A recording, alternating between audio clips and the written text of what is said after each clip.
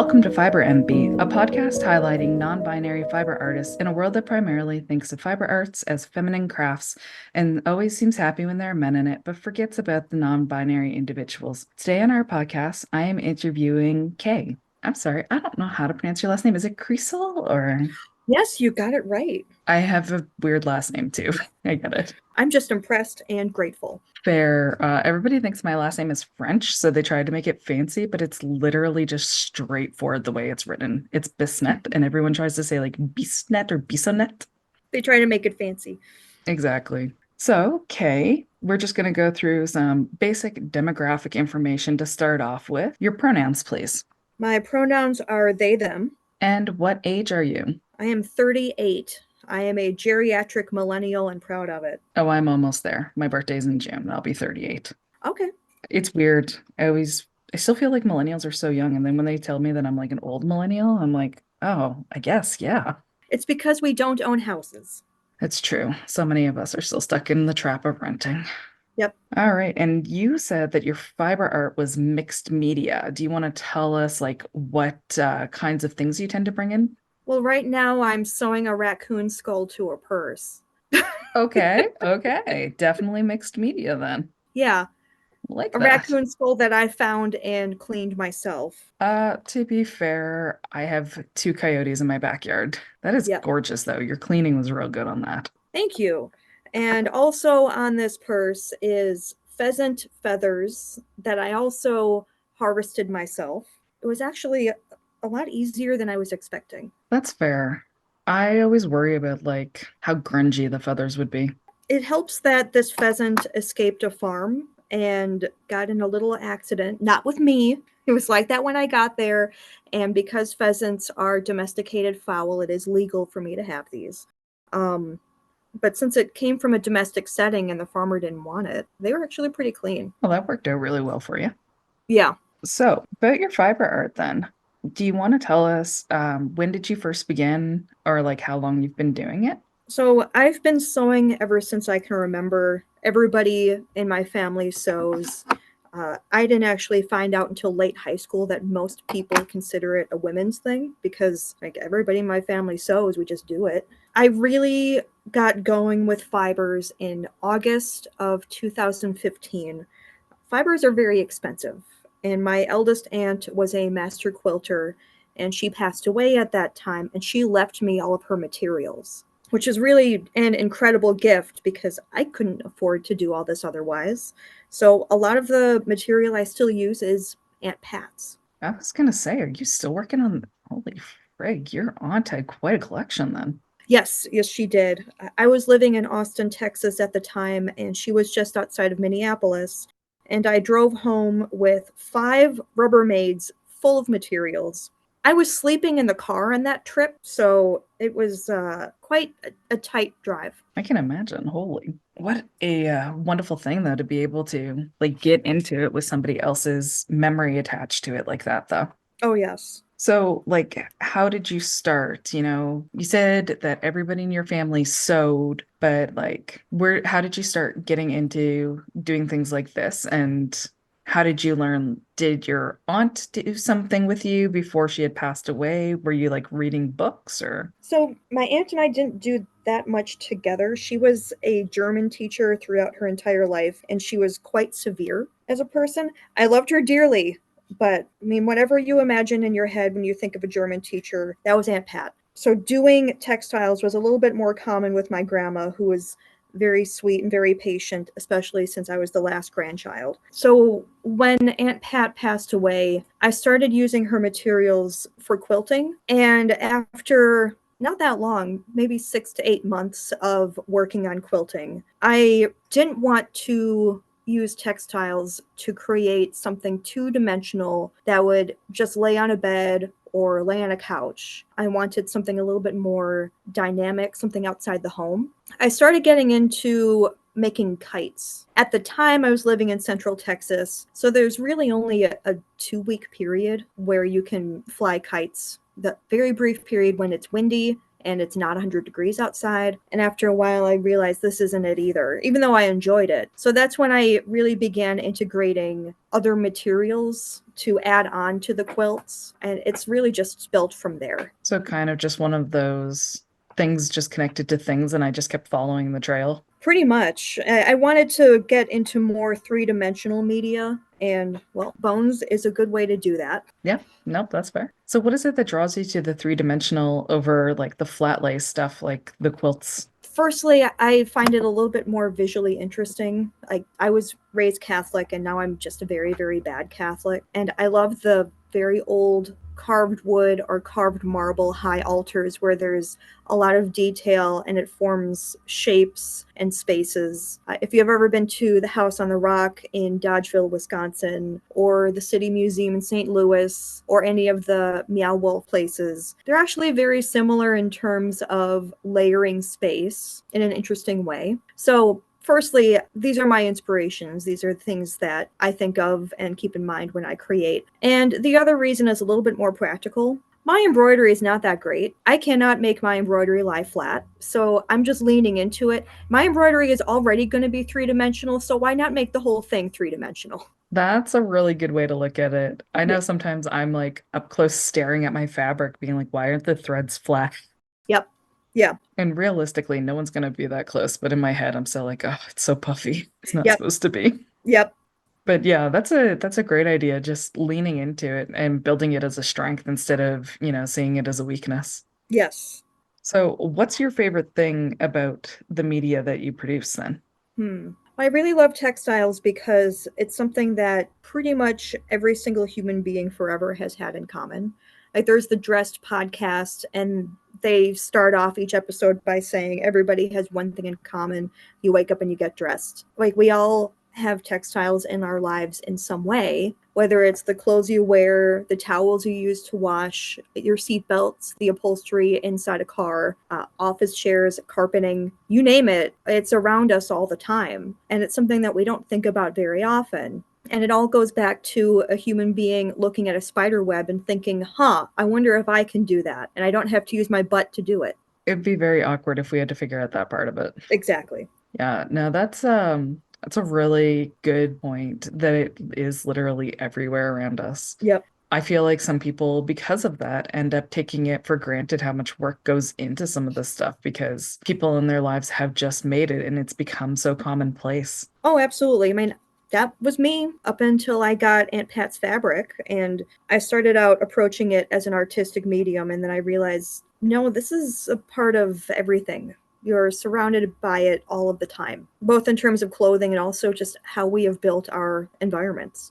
Yeah, because a lot of comfort, you'll always hear things like having cloth and soft things like that as a comfort look instead of like rough walls and stuff like that. Exactly. Yeah, I like that idea. And a part of it too is I've been trying to get back in touch with my Norwegian heritage. I grew up, I didn't know that everything I was surrounded with as a kid was Norwegian. I just thought that's what everything was. And then when I moved from the Midwest to the South, I discovered no, that's not normal. That's Norwegian. And of course, when you live in a place it's that cold all the time, you got to keep warm somehow. And they figured out how to plunder the British Isles and take their sheep's wool and their weavers and their dyes and bring them back to Norway.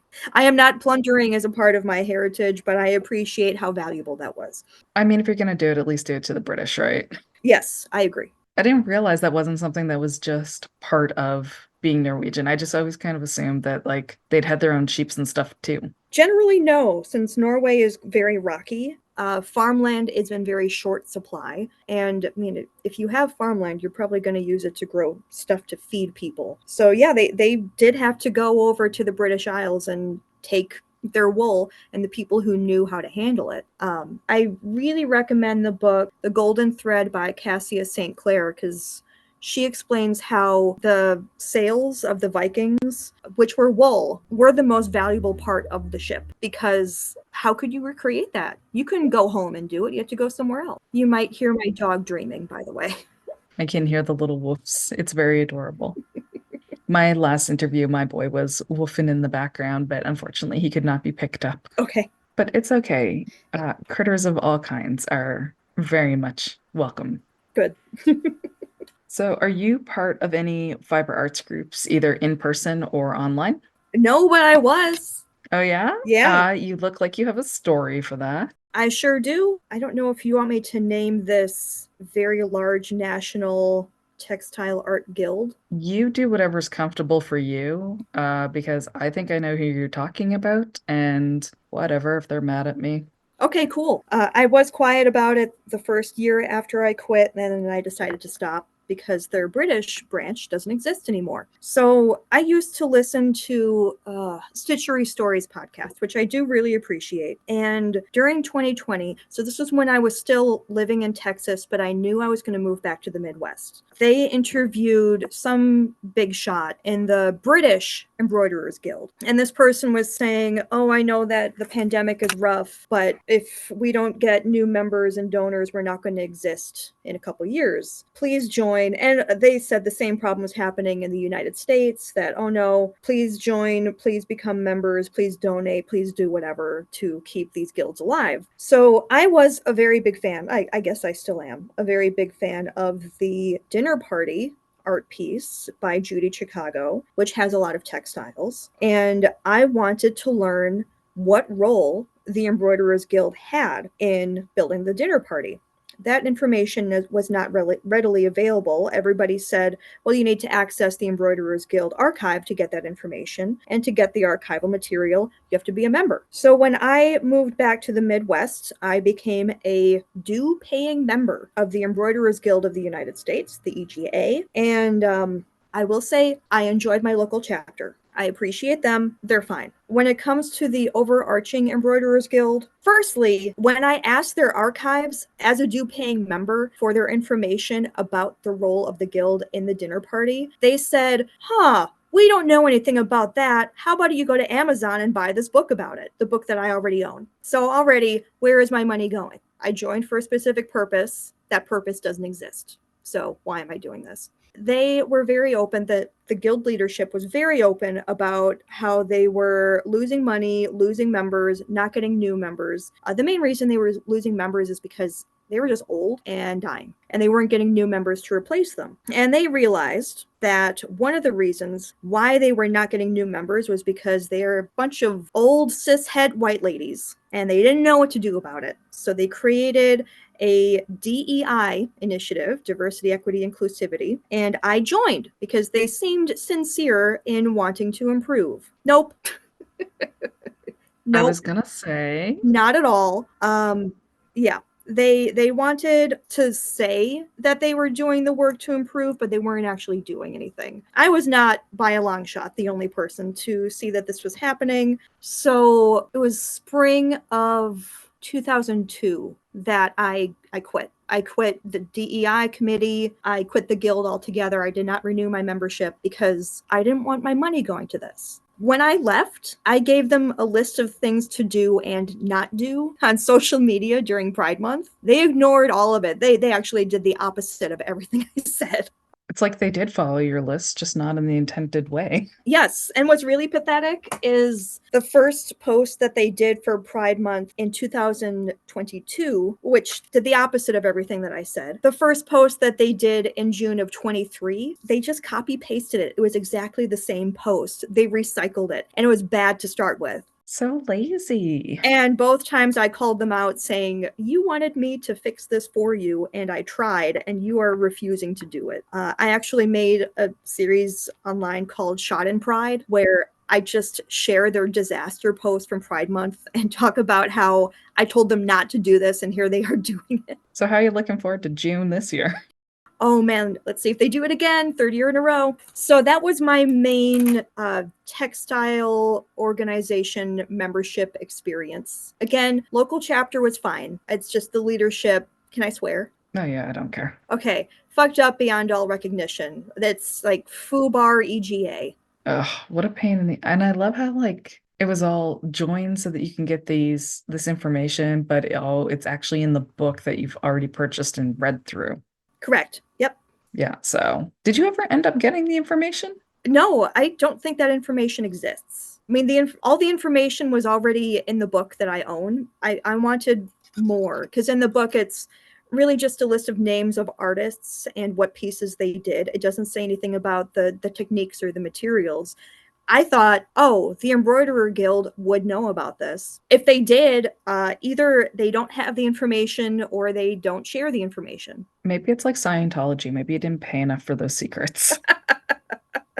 Well, that was another thing too, is when you're a member, you don't get discounts on anything. They don't have partnerships with any businesses. They have these big conferences. I mean, I only ever paid attention to the one they do in Chicago because I'm not going to a coast for VGA. And like, it's insanely expensive to go to one of these conferences.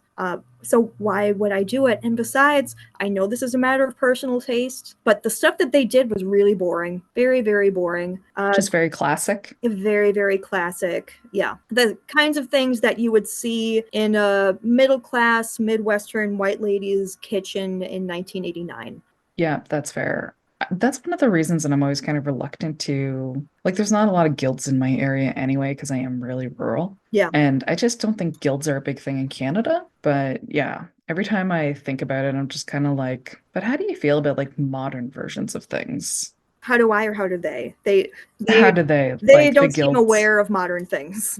Yeah, like some older things I definitely enjoy doing and stuff, but that's a once in a while thing as opposed to most of what I want to work on. Yeah. The EGA had, I don't know if they still do, but they did have a quarterly paper magazine that they would mail out to all paying members. And there was one issue where they had an artist on who does video game inspired cross stitch. So a lot of pixel art, which I really appreciated. I feel a little bad I don't remember the artist's name. Apparently, the EGA got a lot of pushback from its members. Well, they don't have any younger ones, so Yeah, I mean, these were members who were saying, "Oh, video games aren't art. This is ridiculous." And I'm like, "We covered this with Roger Ebert like 20 years ago.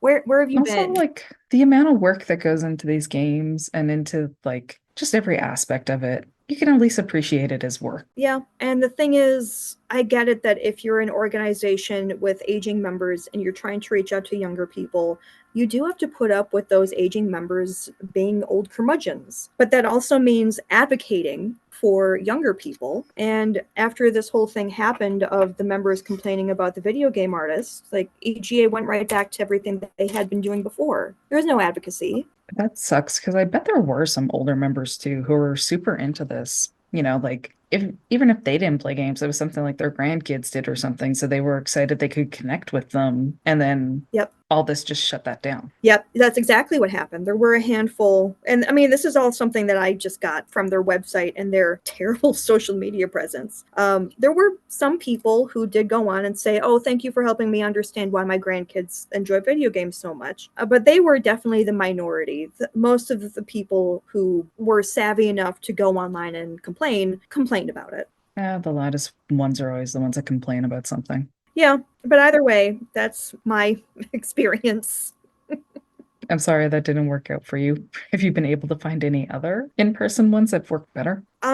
I also live in a rural area, maybe not as rural as you. I live between Dubuque, Iowa and Galena, Illinois. So, not really any established organizations, but there are just like craft get-togethers where you just hang out and bring whatever project you're working on. Yeah, that's kind of what it's like here. So, I don't know. From what I've heard Americans talk about small towns, I'm like, yo, that's just a city.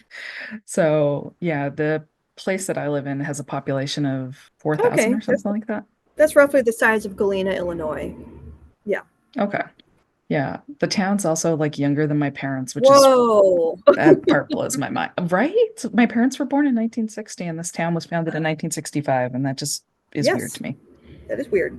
Yeah. But yeah, we're the same kind of thing. Like a couple of towns over, there's a knit shop and they do knitting group, which is nice because it's mostly younger people, Hmm. like because it is near a university and they do have like intro classes for university students and stuff like that. So it does draw a lot of younger people. And then our Pride organization started doing like a board games and crafts I hangout love every it. month. Yeah, I like really casual things like that where you can just come in and do Yep. whatever and you don't have to worry.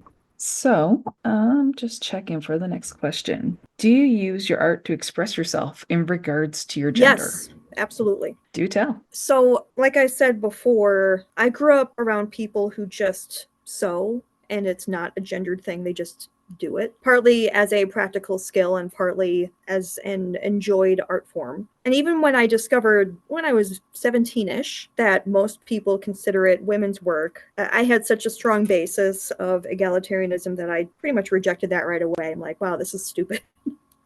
Feel so bad for all these people who are missing out on something because they think it's for old grandmas and that's it. More specifically, something that I've been working on much more recently is my own quote unquote traditional, that's up for interpretation, Norwegian bunad. That is a traditional Norwegian garment. Yes. Okay. So it depends on who you speak to, because there are some people who say, oh, well, depending on what region you're from, it has to be made of these materials in this specific way with these specific colors, blah, blah, blah, blah, blah. A lot of people point out that historically, people generally don't work that way. Like if you live in Tromsø, for example, and your sibling comes back from traveling and they bring you a silk handkerchief, of course you're going to wear it with your bunad. You're not going to say, oh no, this isn't representative of Tromsø. So that's the main reason why I use traditional as in quotes, because it doesn't really work the way of, oh, we have to dress this way because we're from here. So mine is like, it's a combination of things I inherited from my Aunt Pat and things that I purchased. It's mostly cotton instead of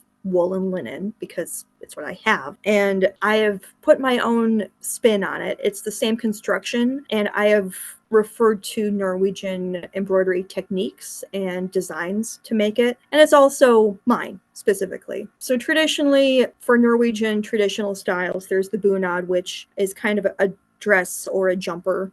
I don't care. And then there's the men's style, which is very similar to lederhosen. Personally, I find that to be physically uncomfortable. I hike a lot and I prefer dresses because it's easier to piss in the woods. And what could possibly be more gender neutral than that? Yeah, no, 100%. Being able to just hike a skirt up is Yep, so much exactly. easier. So even though I'm aware of these gendered distinctions between the two styles of the traditional Norwegian garment, I have chosen to make mine in what's most comfortable for me. And I'm going to be wearing it with Doc Martens anyway.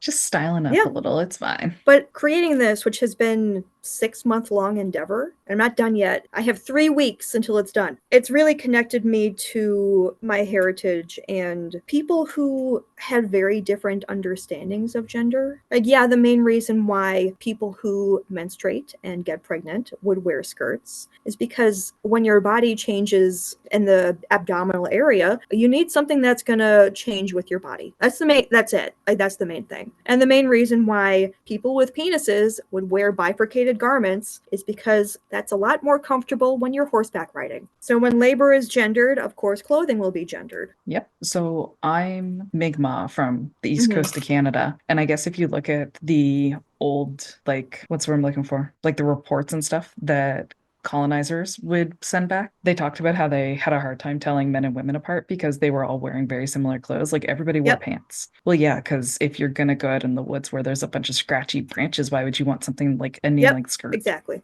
Yeah, like it's all in practicality. And then, now it's all about aesthetics because we don't have to worry as much about wandering into thorny bushes to try and get food. As a forager, yes, I do. I said as Yes. Yeah. much. Yeah. No, I also go foraging Mhm. periodically. Yeah. Bless my husband for trying the food I make. I always try it first. One of us gets poisoned, the other one can take care of them. That's how it works, right? Yes. How traditional. Yeah.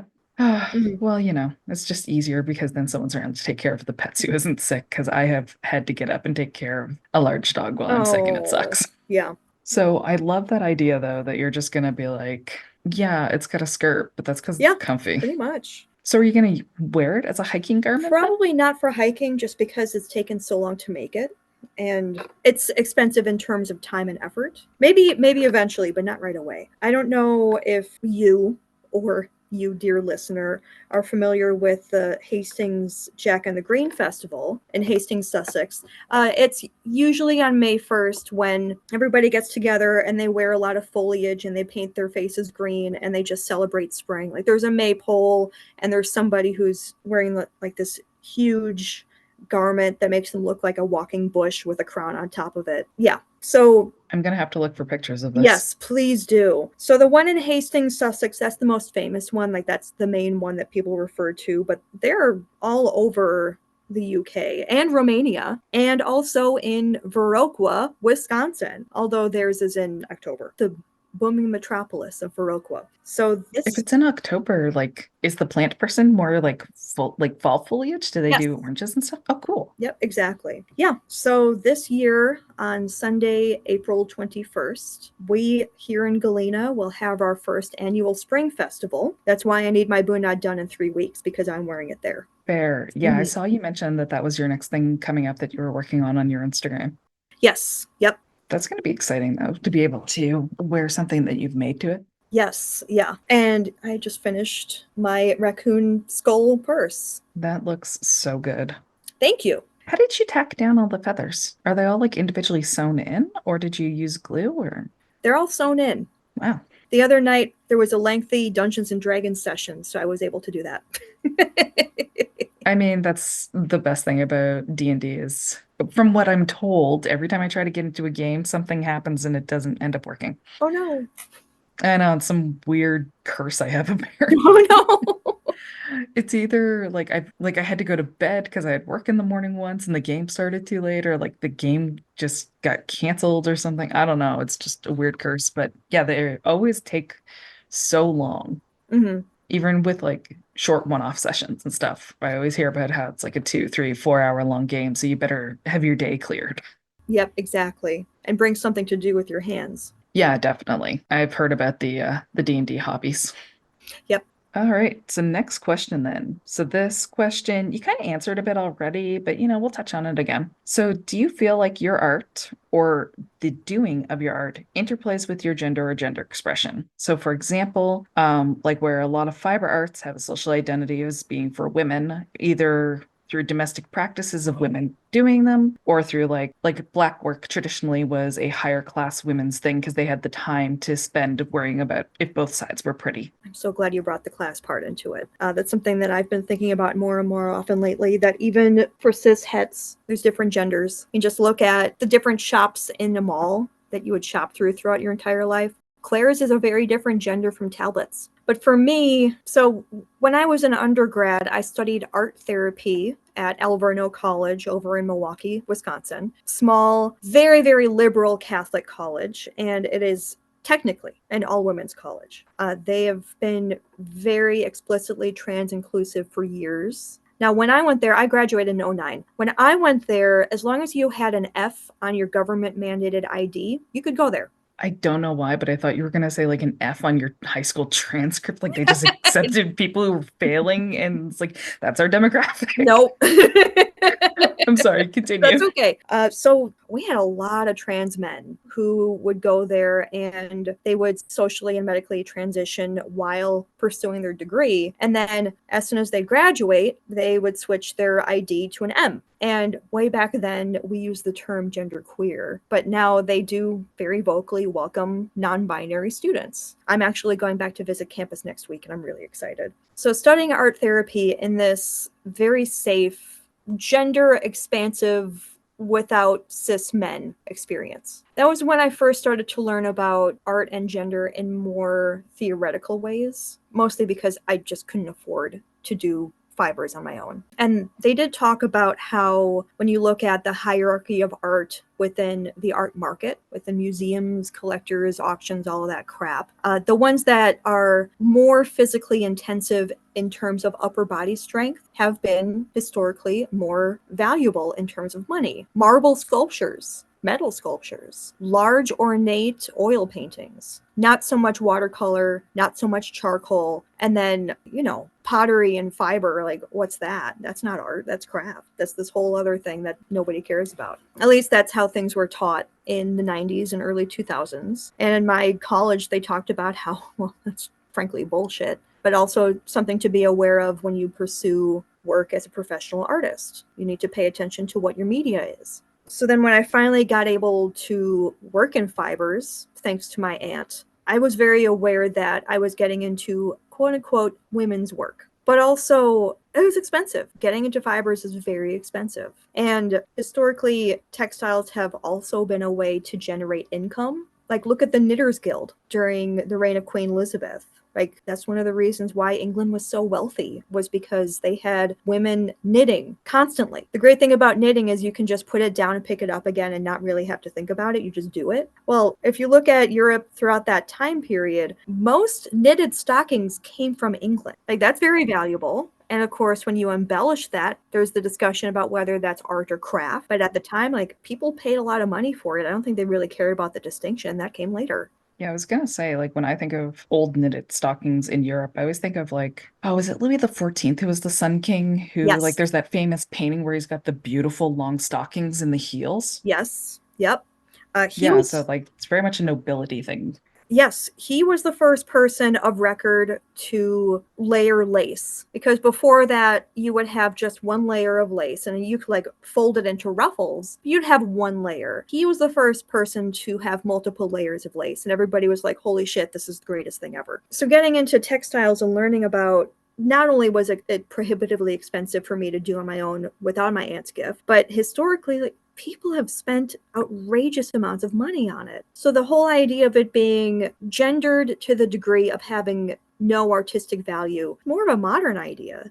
Yeah, I find too that things like that. So, like, if you think about the person you go to get your pants hemmed, it's probably a seamstress, right? Correct. Not a tailor. But if you go to a tailor's probably a guy who's going to make like a fancy suit and all this kind of stuff. Like, as soon as you start putting somehow a masculine spin to it, it somehow becomes a higher level.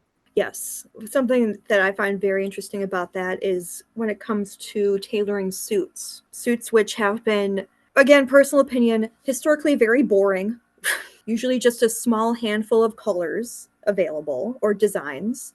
You use a suit to demonstrate your wealth, your cultural awareness, your political understanding through simple tailoring. So, men tailoring suits being a masculine field that makes a lot more money, it's with that understanding of these very masculine, subtle details, Yeah, very which I much if you. Oh, sorry, go ahead. which I find to be very boring bullshit, but that's me personally. That's fair. No, definitely. So at a previous job, I had to wear like business casual stuff, Mm-hmm. and trying to find things that looked mask almost always meant you just had less interesting options. Exactly. Yep. Yeah, like if you wore something that was like even the same pattern that would be okay for a women's casual business casual on a men's suddenly made it less business casual. And I'm like, why though? Yep.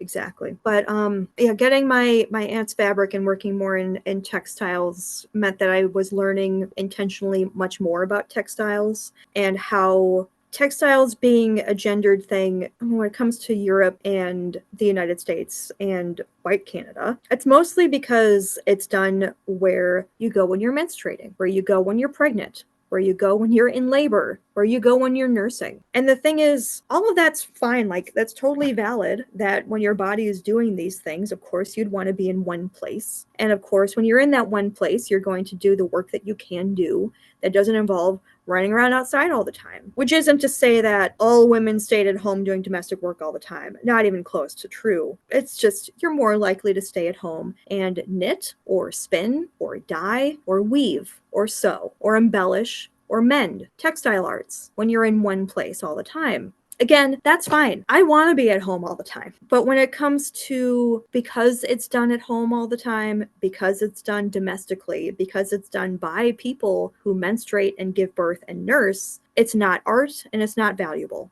That seems to be a more post industrial idea, especially because as textiles have become industrialized, what you do at home is a frivolous hobby. It's not a home business anymore. You're not knitting stockings to support yourself or your guild or your country anymore. You're doing it as a fun hobby when you get the time. Yeah, definitely. And heaven knows, getting into like good knitting yarn and stuff, that's freaking expensive too nowadays. Yep. But people don't like see that as reputable because all they see is like Joann's and Michael's brand yarns and like Walmart brand, and they're like, ah, cheap acrylic, scratchy wool. And it's like, oh no, honey, let me introduce you to this tiny shawl that took like $150 worth of nice yarn. Right? Yeah. There we go. Hello, kitty cat. And that being said, I don't actually work with yarn, mostly because I know that if I do, I will get sucked down that rabbit hole. That's fair. So I know how to do very basic crochet. One of my pandemic projects was to learn nola binding, Mm. which is a Scandinavian yarn art that predates knitting. Yeah, it's like a cross between crocheting and sewing in a way. I Yep. follow a couple of groups because I just want to see. I don't Yeah. want to get into it. I just want to Mhm. see. I have enough hobbies. Well, with nola binding, you do need real wool yarn. You cannot do it with synthetic yarn because you can only work with sections at a time, and you need to felt those sections together while working on it. And that will only work with real wool. Synthetic wool will not felt back together. Yeah, and it would need to be unsuperwashed because superwash also screws up the locking ability of wool.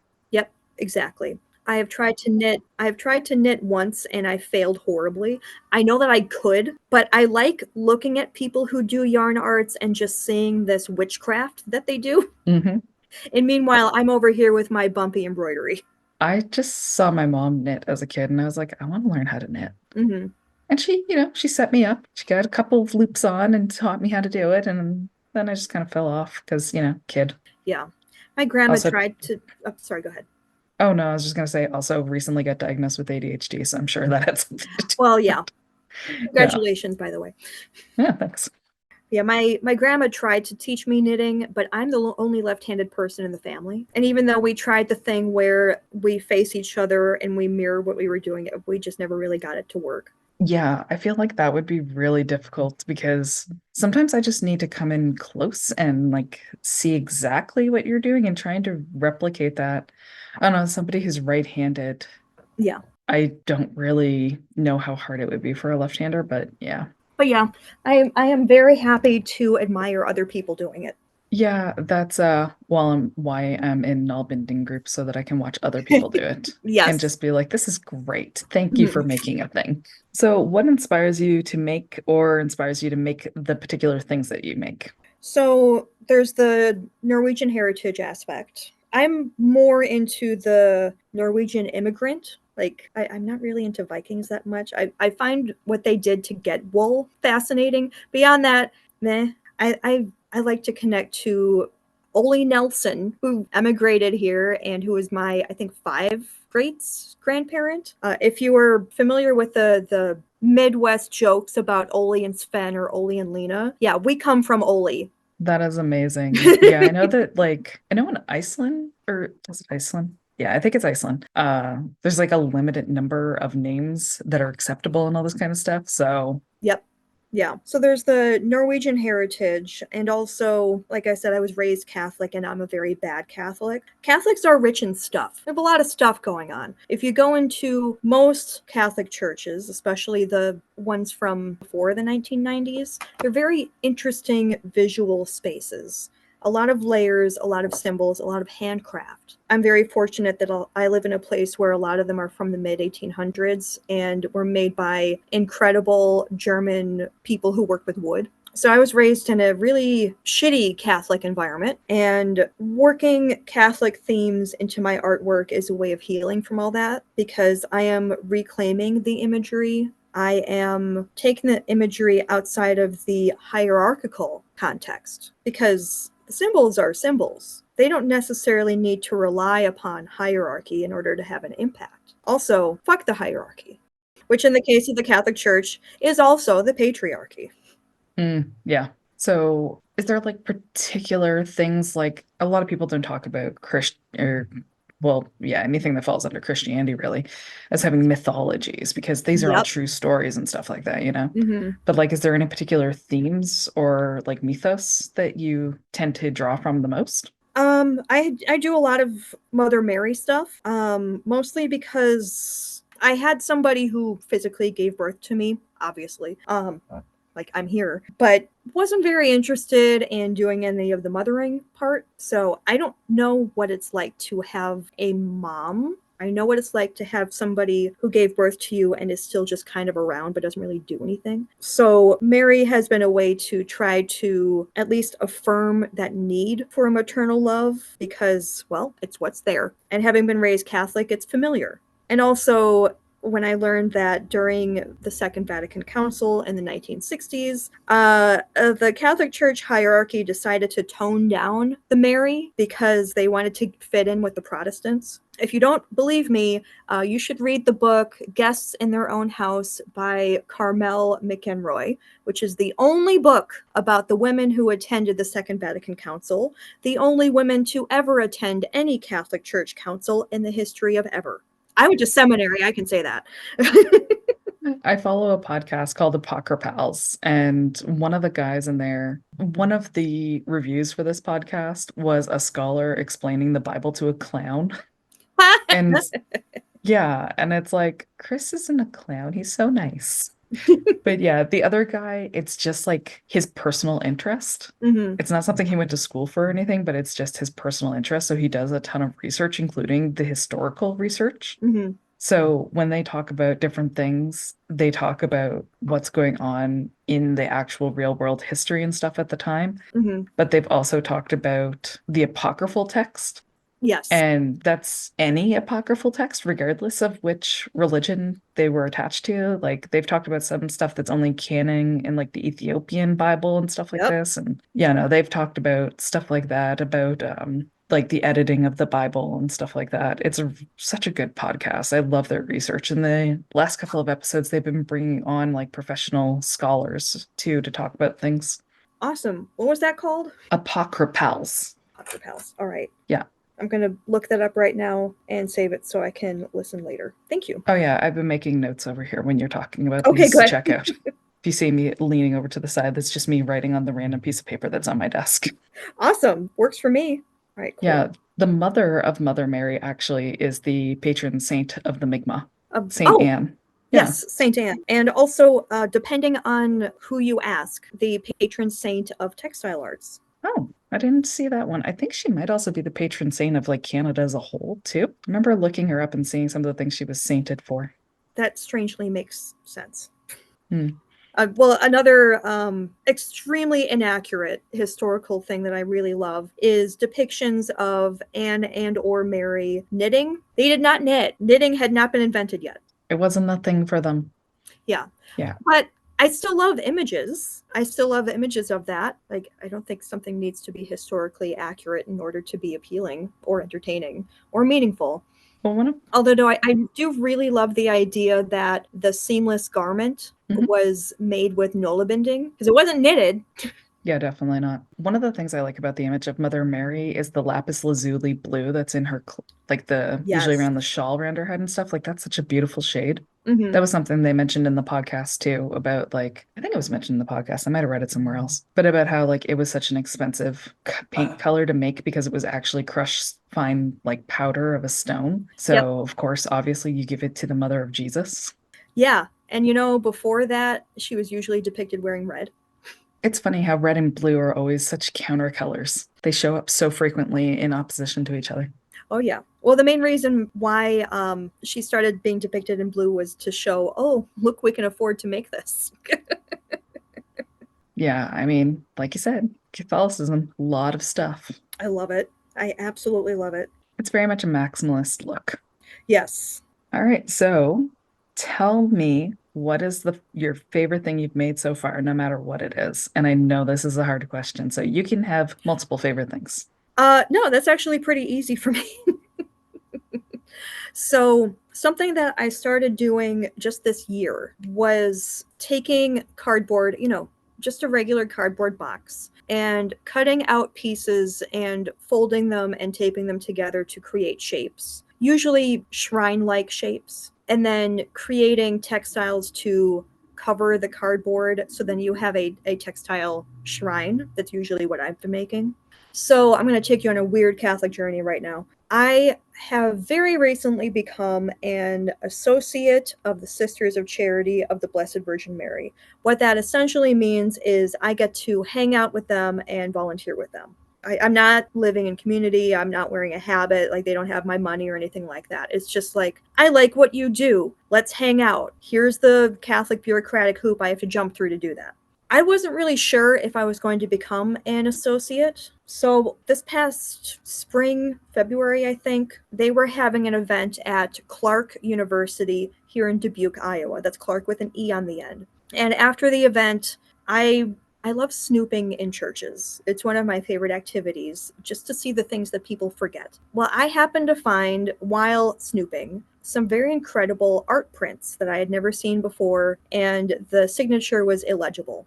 I noticed that there were a lot of prints on campus. Now, when I say prints, I don't mean like prints of artwork. I mean like woodcuts and screen prints, print work. So when the sisters introduced me to some of the Clark University faculty, I asked them, is there a printmaker on staff? Because I know that when there's a small college that has one kind of artwork everywhere, it's because there's an expert on that field on the faculty. And they said, yes, let's introduce you to Louise, our printmaker. And Louise said, oh, did you see the prints up in the chapel? Those were made by Meinrad Craighead. Meinrad Craighead was just this incredible early feminist spiritual artist. I've actually listened to some of her lectures since discovering that she attended Clark University. I had no idea, 5 miles away from me. And in some of her lectures, she talked about being a both masculine and feminine person, and that she perceived herself to be in the middle, a blend of both, or outside of all of them entirely. Like, I'm not a fan of going back to people who have already passed and saying, you are this thing. But she still said the things without using the contemporary terms. Yeah, like she used the definitions. Yes, she sure did. I've admired her artwork for decades at this point. So I was just amazed to discover that she went to the school 5 miles away. I discovered some of her prints that I'd never seen before without even realizing it. And also that she had been a sister. She was a Benedictine sister. That was a whole different thing. So after this discovery, that's what really made me decide, yes, I'm going to become an associate. This is a pretty big deal. And I created a shrine in her honor. So very long way to get to my favorite piece that I've made so far is a violet and gold shrine where I did prints on cotton fabric, embroidered around the prints, and then built a shrine out of them. Okay, that sounds like a lot of work. And did you keep the shrine or was it donated to somebody? It is in a gallery in Dubuque right now. I'm going to pick it up in 2 days. Okay, are you going to keep it or will you donate it once it comes back? If anybody wants it, they're going to have to give me a lot of money for it. Yeah, that's fair. The look, I like it, so you got to make it worth it. Yep, exactly. Yeah, I've had things like that where I'm just like, I really love this and I want to keep it. So if somebody wants this, they're gonna have to pay good money. Yep, It's the only thing I feel justified putting high price tags on. yep, exactly. So we've covered, good swipe of things here. So is there anything else that you thought about that you might want to backtrack to? Anything you want to bring up? Well, going to a super, super liberal, very queer, all women's college, and I was very much into between the second and third wave of feminism at that time. A lot of late 70s, early 80s stuff, such as Meinrad Craighead. At the time, this was right before I learned the word genderqueer, like immediately before it. And I was meeting a lot of people who said, I'm not a man or a woman. Lesbian is my gender. Like, that's what a lot of people were saying at that time in that place in Milwaukee, well, a decade ago. So I was really formed in this hyper feminist lesbian space in terms of gender and art and spirituality, to the degree that these three things were so blended that you couldn't take one apart from the other. And then I moved on to genderqueer space and now non-binary space, because that's just how our language has evolved. And now, I hate to say it, I look back and all that stuff from back then and I see how turfy it was and I hate it. And this is also how I was formed. I get it. It happened. I can't change it. If I didn't have that experience, I honestly don't know if I would have taken my artwork in the direction that I have. I mean, that's fair. Even if you look back and see that things were not so great in some ways, Yeah, it just shows that you've like improved yourself and realized that, oh, some things are kind of not okay to be doing that I was doing. yeah. And a big part of it too is I was raised in such a conservative setting that I was supposed to get married when I was 12. That's how conservative. Yep. Yeah. Ew, I'm sorry. Yeah. My mother didn't want me to go to school at all. She wanted me to be having babies. And she was in very good company in our community. So to discover this second to third wave feminism, that's what I needed at that time because that's what that feminism was addressing. So I was able to get to where I am now because of that experience. I don't have anything more succinct. Sorry. No, that's okay. That's perfectly okay. I don't have family members that intense, but certainly my father has made many comments about how he would like biological in particular, grandkids. And I'm like, cool, you see that four-legged critter over there? That's your grandkid. That's what you're getting. I am nearly 40. What makes you think I'm changing my mind now? Right. Yeah, like, I'm sorry, this dog's better. For Right. me, at least, you know. Mm-hmm. I get it. Some people love kids. I love kids. I just don't want them 24 hours. Yeah. I already stress about my dog. I couldn't imagine stressing over a child. Holy frig. And they Mm-hmm. can go out in the world and cause problems. My dog is home at least. Yeah. You can spoil a dog and it's still just a dog. If you spoil a kid, they might become president. Right? Frig. Don't want to be doing that. Or wait, prime minister. Sorry. Yeah, we have a prime minister. Yeah. I remember looking it up once because I wasn't sure if we had vice prime ministers because I was like, wait, did we learn that in school? Is that what it's called or is there a different name for it? Because I was like, who's the equivalent of the vice president in Canada? Yeah, no, we get inundated with so much American politics stuff too that sometimes I'm just not sure what's American and what's Canadian. I'm sorry. It's what it is. There's a lot of American TV, right? So Yeah. it's hard to avoid. All right, so we'll wrap it up. Where on the internet can people find you to look at your art? So I have my website. That's KKRIES as in Satan EL.com. You're not going to forget that, are you?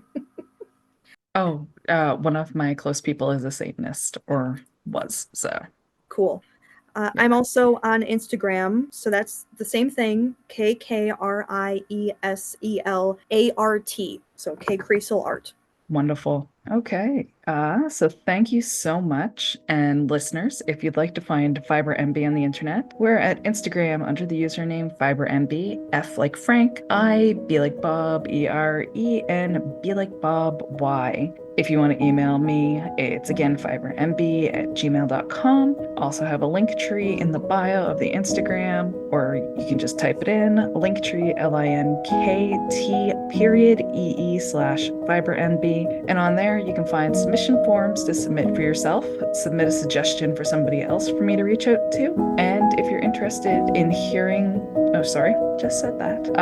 Or if you want to submit for yourself, and there's a Ko-fi, I don't know. It's supposed to be like coffee, but I can't say it that way. It doesn't sound right. It's Ko-fi. ko-fi.com/fibermb, and look forward to seeing everyone on the next episode.